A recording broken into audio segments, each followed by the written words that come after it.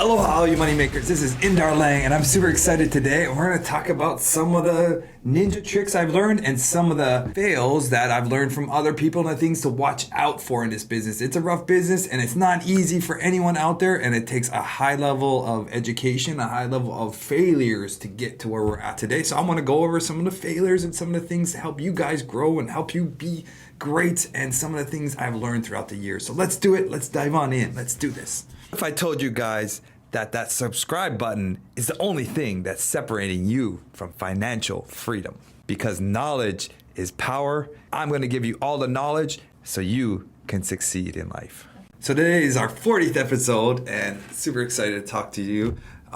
This is going to be fun. We're talking about some of the pitfalls to watch out for in this business and some of the learning curves that just happen naturally.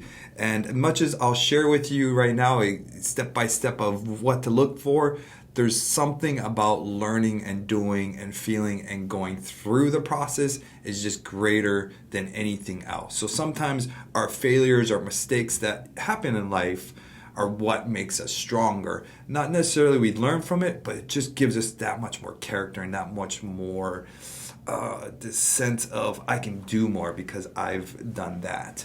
So failure, it happens. It happens in business. And I find it's through education and through knowledge that it just prevents these bigger failures as you grow and as you do more. And that's what we're talking about here. We're talking about growing. We're talking about doing more and pushing our limits. We're talking about getting to the next level in life.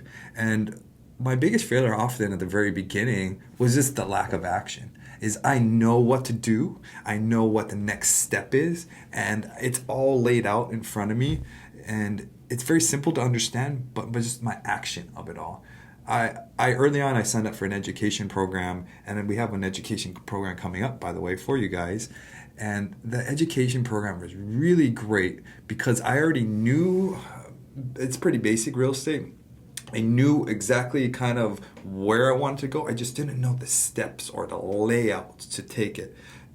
And that's what that education program really helped me to learn, was to just lay out the process of growth in this business.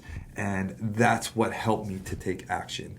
And I'm still a big action taker today. Is I'll fail falling forward, basically, as I say. I'll figure out something and just keep moving forward. And it's almost like you just take enough action to get moving and you stumble forward. So you're constantly trying to educate and grow, but you're also still trying to push yourself to this next level in life. And that's definitely a hard part of it all. So early on, some of the big takeaways I think for me were I was doing everything myself.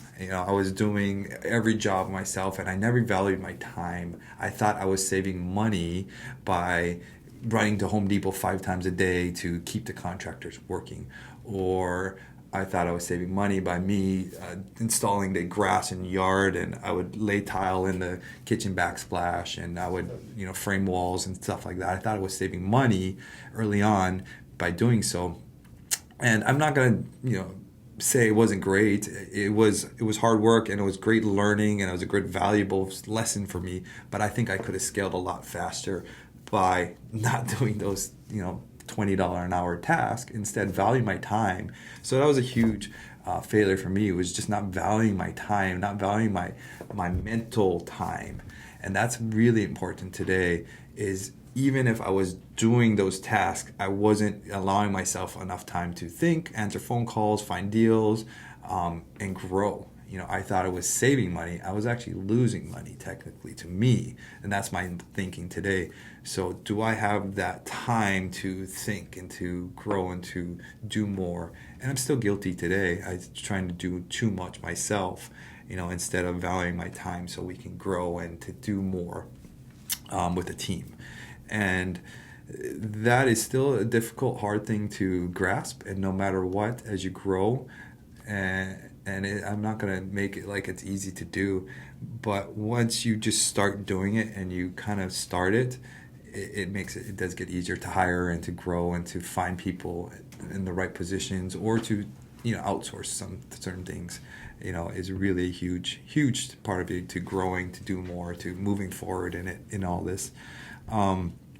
Another, early on, I was so competitive, and I was comparing myself to others, and I was, what is he doing? What are they doing? And I'm still guilty, of course, because I'm a competitive person. But now that we've kind of achieved some level of success in life and we're doing very well, it's not about what others do or say, or everyone's got their own journeys in life. Everyone's goals are different. So one person's goal is never going to be the same as somebody's ultimate other goals. And I'm still, dumbfounded of how much I think about that kind of stuff before. And what I realize now is that everyone's got different goals, and everyone's fine wherever they're at. And our only biggest competitor is ourselves. And that's now who I compete against myself, is instead of worrying about what others doing, worry about what I do. And if my biggest competitor is me the day before, I'm just trying to do better than myself the day before, or the previous year, for example, is what we look at. We look at what we did the previous year, and can we do better? And then can we grow? Because there's enough for everybody. There's enough abundance in life. We can all do well. We can all succeed. And I love thinking of this too now, when I get caught up in worrying about what somebody else is doing or saying or whatever. I just think, man, I'm not busy enough. If I have enough time to be thinking or worrying about what somebody else is doing, or the negative comments on social media, or whatever negativity that happens in life, there's always somebody that hates you.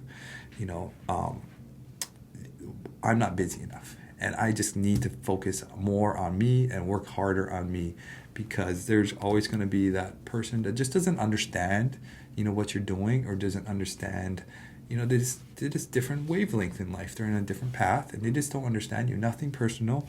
It's fine. And they just don't understand you. You have a lot going. We have a lot going on. And we're on, there's a lot of things behind the scenes, even right now, that you don't know about me, about you, that where people are trying to go in life, or what people are trying to really ultimately do, And I give everyone the benefit that everyone else wants best in life. Everyone wants, good things in life. It's just how we perceive it, or how we perceive others in getting it. And so stop comparing yourself to others, and just focus on you. It's the biggest thing to really help you grow, and help me grow myself, because it just gets you worrying about stuff that you don't need to worry about. Of course, the next huge part of it, of failures and what to look out for, is, of course, some of the financial things to look out for when you're doing a fix and flip. Make sure you raise enough capital to cover holding costs, to cover a third of your rehab costs. Especially when you start to scale in this business, you want to have enough equity, enough cash to cover any overages or time in, you may go on a project and so forth. So that's a huge one. Do an inspection when you're done with a job with a home inspector, to give your final punch list to your investors. That's a really, not your investors, your contractors. So do a final punch list for your contractor. That's a really good ninja tip that you guys should definitely take out and use. There's a lot of little things that you can look out for, of course. Analyzing deal, make sure you get a solid comps and solid understanding of it all. That's a huge learning curve that you don't want to make a mistake on there. Understanding your ARV, understanding your numbers, of course, is a huge learning curve. To be that expert, and not to trust other agents or flippers, or even somebody telling you what you can get for this house. So you believe in that house, and you believe in that product. I'm guilty of it too, where I get construed or miseducated from an agent or something. So be careful. A lot of failures in this business. I mean, the biggest failure is not taking action. By far, not taking action. And the way to get over that is to take action. But how do you do it? It's through baby steps. It's through little steps, guys. Little steps is the key. It's just to do what's in front of you and to slowly move forward. That's the best way to do now. Whatever you have to do now, whatever that little thing you're in your head to get done, do it now. Figure it out the rest later. Don't worry about trying to own 100 properties and have 100 flips going on at a time. Just get that one going and just get that one in front of you. And that's the way to start. So the best part of failure is to fail and to move forward and to learn and to educate and to grow and to get better. That's the scary part of it all. It's scary to fail. It's scary to make mistakes. But without that, you wouldn't be stronger. You wouldn't be able to forge forward. You wouldn't be able to do more. So it's almost like the bigger the millionaire, the more failure that they've had. And don't think of it, the word failure as a bad thing. Failure is just a growth. Failure is just a stepping stone to trying to do more. That's all it is. It's just overcoming the obstacles in front of you. And that's the hardest part, because we get so stuck in that rhythm of life. It's hard to make a change into something else. We have a routine when we wake up. We have a routine through our day. And I have that routine that I'm doing every day. How do I take out of my normal routine to do something else? Like, how do you do that? So it's out for you guys. So fail forward, fail to your best of your abilities, rolling forward. Trip and fall, roll forward, and you'll be better off.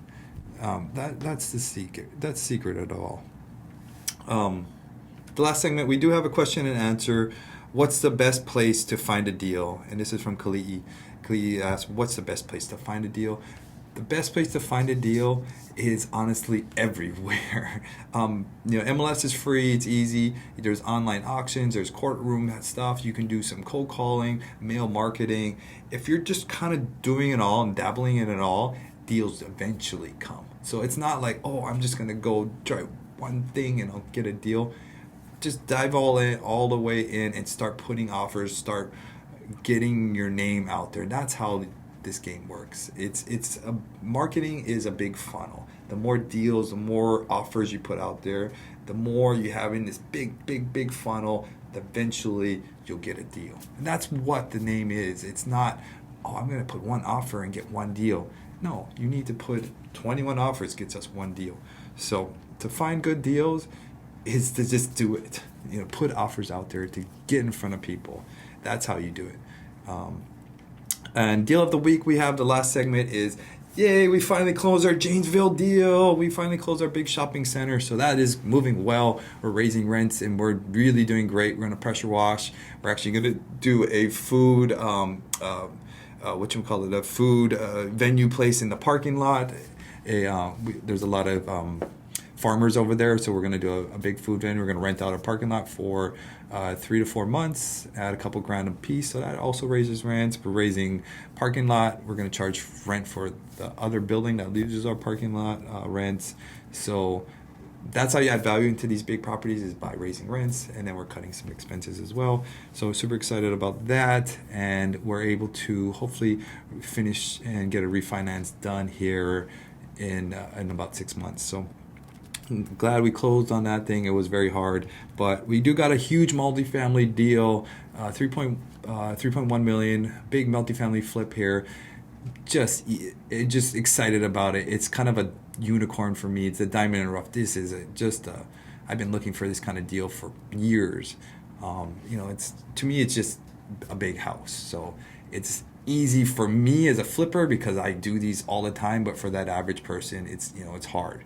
But this is super excited about it and excited to get this rolling. And so we do need more investors here locally for our multifamily deal. We're trying to raise about $1.5 million.